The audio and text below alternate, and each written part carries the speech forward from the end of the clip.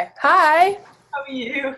Good. How are you? I'm good, thanks. It's lovely to, meet you, I suppose. Even Yeah, it's good to meet you too. obviously, I need to congratulate you firstly on your EP release. Oh, thank you. It's absolutely incredible, and your songwriting is just insane. So that's what I want to get started with. Thank you.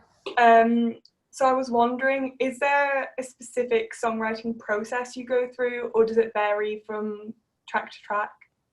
It's different every time. I have like a specific formula I go to when I have writer's block or something. It's always lyrics first. That is one thing that's constant. Is I am very much a lyric person. Yeah.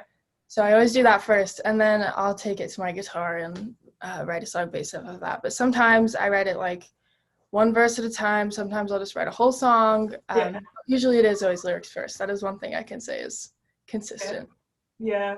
Well, your lyrics are always so authentic and personal, and I think You know? they're absolutely amazing. So is there a specific like space you find yourself in when you're writing? Like, is there a time that you lean towards writing at, or does it again just vary? Yeah, I think I usually write like right before I go to bed. Mm. It's like when I'm so tired and I'm like so full of emotion that I just need to get it out. Yeah. So it's usually late at night. Sometimes it is different every time, but usually it's late at night and Yeah. in my room. Yeah. So Yeah. I suppose that's when all of the kind of emotion and like heartfelt meanings come out, and like you get your best work then. yeah, it's all built up. So I'm ready to Yeah. let it go. Hmm. So when you think of Bitter and Between the Better, is there a specific kind of color that you think resonates with it best? Or That is a cool question.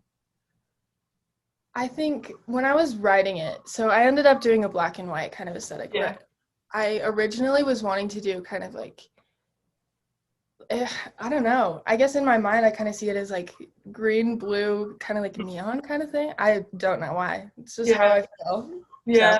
I like yeah, that. That's a good answer for that one. yeah. I Yeah, think I kind of leaned more towards the black and white thing because I'm such a fangirl, so I know that when I listen to music, the cover kind of has a lot to do with how a song feels. yeah. So I think the black and white kind of made more room for people to kind of see it how they want to, I guess. I think that's a really clever way to put it. Hmm. I really like that because I suppose each song's interpreted in such a different way by each Yeah. person. So I think black and white just leaves it with that kind of Hmm. each to their own impression of it.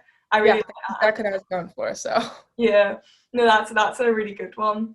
So then when you're thinking, kind of, I can't speak, but oh, when you're you good. were writing the EP, I'm sure it was really like personal, having to kind of put so much of you into it. Um, and one of the things you reference is writing a love letter to your past. So I was Hmm. wondering if you like reflected on that, what advice would you offer to your younger self having undertaken this project? Oh my goodness. So when I said I wrote a love letter to my past, I actually have a poem that I wrote that's called The Love Letter to My Past. And it's basically just me saying it's okay to be mad. Yeah, Because I think I'm very much a people pleaser. And my thing yeah, is like, I always have to always be in a good mood and I have to make sure everyone's okay. mm, And so I think it would be like, it's okay to just be sad or angry and just to sit in those feelings and yeah. get them out. Yeah, and I think that's a huge reason as to why your work resonates with so many people, is because you speak really honestly about those emotions that so Mhm. many of us feel, and then I think loads of your fans clearly take that in and make it feel very safe, and just I think that's really lovely. That's everything I'm going for. So it makes me so happy. Yeah. Are there three words that kind of describe what your fan base mean to you? Like what hearing Oh, these people who have all of these like, they do resonate so closely with how what you write about. So are there three words to describe what that means to you? I don't know if I could come up with three words even because it's so cool because like I said before, I'm such a fangirl, so I know Yeah, what it's like to be on the other side. Like I know what it's like to support someone who's small and who's so yeah, talented. So I don't think I could sum it up in three words. It's like everything. yeah. It's so cool. to be on the other end of it. I never thought that would ever be a thing. So yeah, I know, because having had those like actual experiences with those artists, then being on yourself, that must be quite the transition for you. oh, it's so weird. And it's also weird because I'm still that fangirl. Like I'm still on all the live streams and I'm like live tweeting everything. So it is weird to be both at the same time. Yeah. Yeah. Well, that's amazing though, and I'm sure your fans as well feel even more connected to you because you know what it's like to be on that side of it. You know what that experience is like and how special the relationship from fan to artist can be. So then, talking about your fans from the EP, are there any messages you'd like them to take away from it? I mean, it's called Bitter in Between the Better, and I think I kind of already touched on that, is that that's kind of the whole message, is that it's okay to, you know, I think people always grasp for happiness, like it's just a constant thing. Yeah. And I still do that, but it's taken me a while to figure out that just sitting in it sometimes is the good way to go. And I remember when I was writing the EP, I was like, every single song can't be sad. Like that's so sad and like almost pathetic. Like people probably think I'm so sad, and I did end up including one love song, but I kept most of the songs pretty sad. And I just really like to express that thing. Like it's okay to be sad, and it's okay to not be constantly grasping for the good times. Yeah, definitely. Because I think people often try and suppress it and force themselves into that mentality of, oh, I must be feeling this way. Like I must put on that brave face. I must just be okay. But I think that really comes across in your work, and I think that even the EP name is it's so clever. So I like that answer a lot. And then in regards to your songwriting, have there ever been any lyrics or songs that you almost didn't put out because they just felt that tiny bit too personal, that tiny bit too much to do? So there's a lyric in Tokyo. It's sometimes I think I might have peaked at the age of 17 because that's who I was before he ruined me. And I remember I wrote that and I was like, that is not going anywhere. Like that makes me sound like, again, it's like, that is so sad. It makes me sound so sad. But then that at the same time, that's the lyric that made me want to release that song, because I was like, no, that's honest, that's real. It's just, you never know who could hear that exact line and feel the same way. So that was definitely one that was hard for me to put out, but I'm glad I did. Yeah, no, Tokyo's so lyrically genius. I love that song so much. It's incredible. Like honestly, the EP is so good. You should be so proud of yourself. Oh, that means everything. So then, as a songwriter, is there one song, I'm sure there's probably many, but is there one song that you wish you'd written yourself? Oh, there is so many. I was thinking about this the other day, actually. I think Older Than I Am by Len and Stella. Every time I hear that song, I cry. And I'm like, word for word, this is me. I wish I wrote this. Yeah. Another one I think is I Couldn't Be More in Love by the 1975. I think musically that song is so pretty. There's so many. I could go on and on, but those two. They're two really solid choices though. Older Than I Am, it hits different every time. It totally does. So good.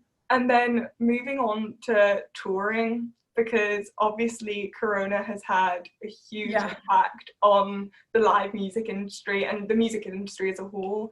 But can you picture yourself touring in the future when it is that bit safer again? I've always wanted to tour. That's been that's why I started playing guitars. I was like 8 or 9, I think, and I saw a video of Taylor Swift on tour and I was like, that looks so fun. So I got a guitar for Christmas, and so that's always been like a huge dream of mine, is to tour. So definitely I think as it opens up and as I have more songs out, it would be so fun to do that. And to meet people too. Definitely just being back in that environment again and having all of those feelings and all of those countdowns to it, that'll be so good. And inspired by the EP, are there any future visuals or concepts that you'd potentially like to incorporate into it? I know it might be way too soon to even think about that, but I don't know. Something I've always thought would be so fun is like having a full band on tour would be so fun, because then you can focus on singing and dancing, and I don't know, I haven't thought about that. I think that's all I got. much. A band would be really, really awesome though. Yeah. And like it would, I suppose, having a band, it just makes everything feel so much more, I don't know, bigger, and you can kind of connect with your fans and the people who are there more. Yeah, exactly. I think it would make it easier to, not focus so much on like, am I getting this chord right? Or like, just really interacting with fans. I think that would be so fun. Yeah, that'll be amazing. Yes. I know you just released the EP, but is there anything that you're working on at the minute that you could potentially tease with us? Or I'm just writing a ton. I'm not in the studio or anything, so it'll probably be a little while, but I'm writing a ton. I'm thinking, maybe another EP. I've got a lot of songs written, and I have visual ideas, but I don't have anything like solid yet, so I can't really tease anything, but I am writing a ton. Fair enough. No, fair enough. Yeah. I'm sure you just want to be kind of celebrating the release of the EP a bit. What's it been like, that response from the fans? Like, what's it been like for you seeing that? Oh, that's the best part. Every time I write a song or like I finish a song in the studio, I'm like, I can't wait to see what like they say about this on Twitter. Yeah. Like, and my friends are always like, why don't you have like a release party? Or like even my mom, she's like, just go out with your friends or something when your EP is released. And I'm like, no, because all I want to do is like sit on Twitter and see what everybody thinks about it. It's the best part. Yeah. So crazy that there's songs that I wrote, like they came out of my mind and people actually listen to them and like them. It's so cool.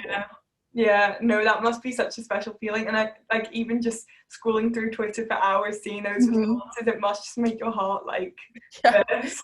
That's totally what I do, is I scroll through Twitter and Instagram for like 3 hours after the release. Yeah. No, that must be really cool to now be on that side of it as well, from that transition of, waiting for your favorite people's releases to now being that person for so many people. And then I've kind of just got one last question, but so much is happening for you at the minute. You've put out an EP, everything's going so like well. Where do you see yourself potentially being in 5 years' time? What are your goals? What are your bucket list?